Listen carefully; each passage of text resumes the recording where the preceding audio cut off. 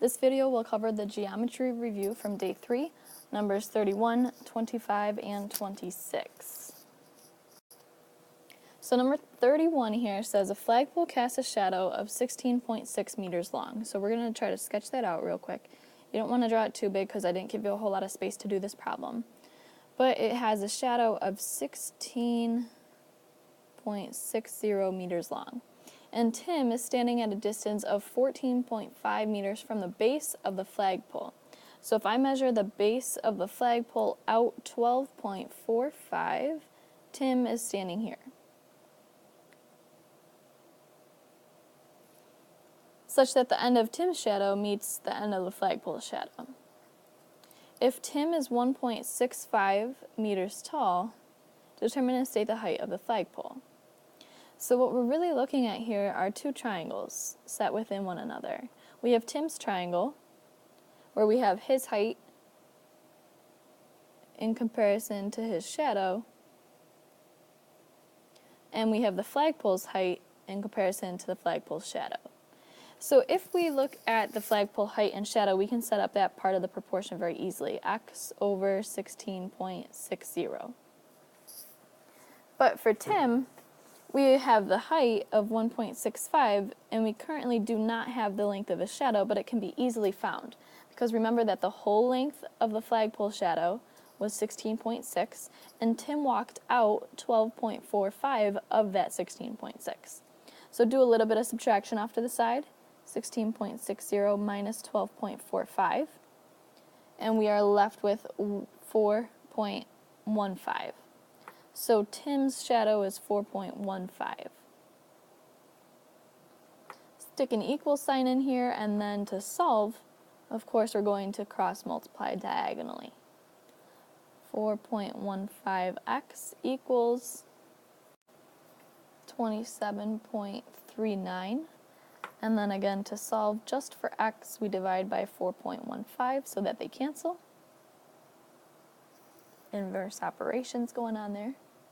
Once you type it in your calculator, you get 6.6, and it does say to round to the nearest tenth, so that 6 looks at the nothingness that's there, and so we keep it, 6.6. Number 25 says a wooden cube has an edge length of 6 centimeters. So again, let's sketch. Whenever there's not a picture, you should try to sketch it. So one edge of this cube is 6 centimeters, but it's a cube, so each edge is also 6. The length, the width, and the height are all 6.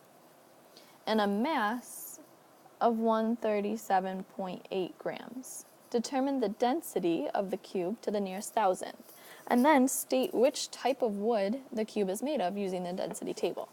So if you recall, density is equal to mass divided by volume.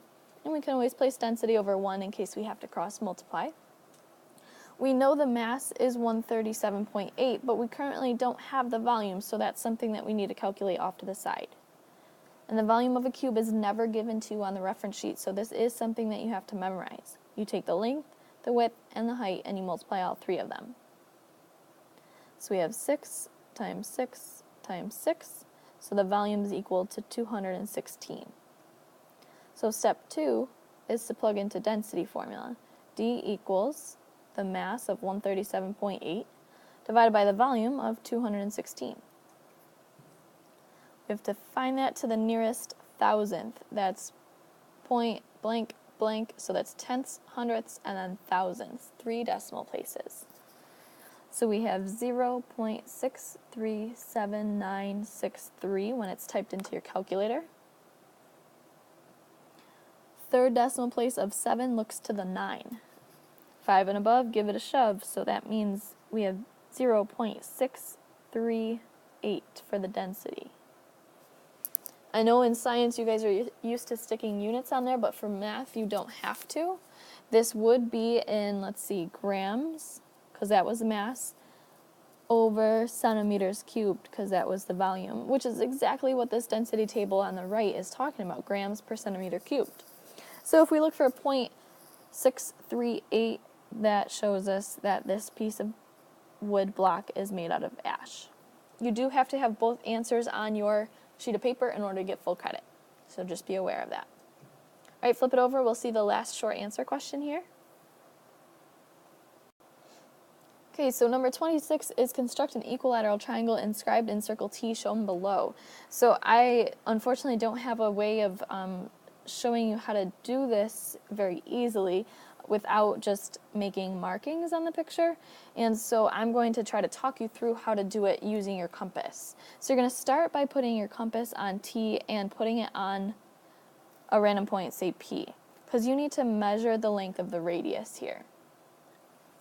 Okay, so step 1 is to measure the radius. Once you measure the radius, set your compass to that distance, so meaning tighten up your compass. Once you've measured the radius, you're going to put your center now on that random point P and start swinging arcs all the way around the outside using that same exact radius. So once I have this first arc, I'm going to now put my center here at the new intersection and swing a second arc. And I'm swinging all the way around to make 6 arcs in total, with the last one being on point P. So second step was to swing 6 arcs around circle. You have to measure the radius so that each of the distances between your 2 arcs are congruent. Okay, so I want the distance here to be the same as the distance over here. Obviously mine's not perfect because I just sketched it, but you are not sketching. You're actually using a compass. And then step 3, for the equilateral triangle, we're going to connect every other point. So I'm going to connect P to this point up here, and then skip a point, connect over here, and skip a point back down to P. And there's your equilateral triangle. Again, yours should look a lot prettier than mine with beautiful arcs and straight edges. Check back to the next video to see the next part, part 3, short answer, 4 points each.